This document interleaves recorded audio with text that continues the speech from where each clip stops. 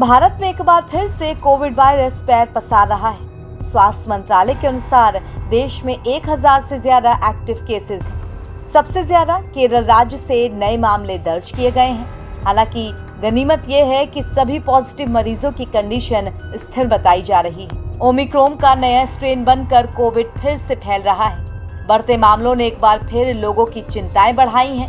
खासकर पिछले एक हफ्ते में जिस तरह से कोविड के नए आंकड़े सामने आए हैं, उससे लोगों को अब इस नए वेरिएंट को लेकर डर सताने लगा है। उधर एक्सपर्ट्स का ये कहना है कि इस वेरिएंट को लेकर चिंतित होने जैसी कोई बात नहीं है, लेकिन जिस तरह एक्टिव केसेस की संख्या बढ़ी है वो आम जनता के माथे पर शिकन ला रही है। उत्तर प्रदेश में भी कोविड के एक्टिव केसेस बढ़ रहे हैं और कोविड के नए वेरिएंट से पहली मौत की खबर की पुष्टि भी हो गई है, जो कि आगरा जनपद में हुई है। 40 एक्टिव पेशेंट्स होम आइसोलेशन में हैं। उत्तर प्रदेश में सबसे ज्यादा एक्टिव पेशेंट्स जिला नोएडा और गाजियाबाद में मिले हैं। एक्सपर्ट्स मान रहे हैं कि ये कोविड की चौथी लहर है।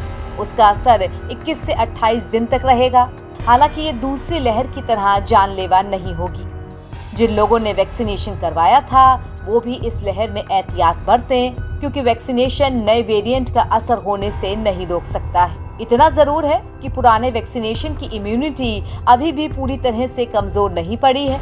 ये आपके शरीर में नए वेरिएंट से लड़ने में मदद जरूर कर सकती है। कोविड वायरस के बढ़ते मामलों के बीच केंद्रीय स्वास्थ्य मंत्रालय साप्ताहिक आंकड़े भी जारी कर रहा है, जो बताता है कि भारत में 1000 से ज्यादा मामले सक्रिय हैं। जबकि उधर राज्यों का डेटा देखें तो ये आंकड़ा 1200 के करीब पहुंच चुका है। वहीं कोरोना पॉजिटिव लोगों की अगर जान जाने की बात करें तो अब तक मौत की संख्या 12 पहुंच चुकी है। हालांकि अभी तक ये तय नहीं हो पाया है कि मौत की वजह कोविड ही था, क्योंकि पेशेंट्स और अन्य बीमारियों से भी ग्रसित थे।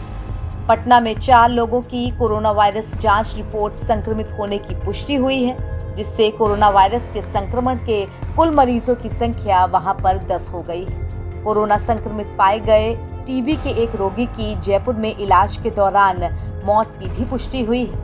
राहत की बात यह है कि अब तक आए मामले कोई गंभीर नहीं है और ज्यादातर संक्रमित लोगों का इलाज घर पे ही चल रहा है।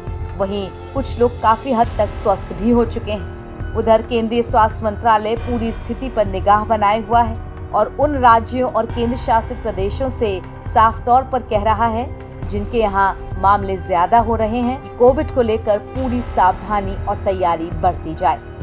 एनबीटी ऑनलाइन की रिपोर्ट।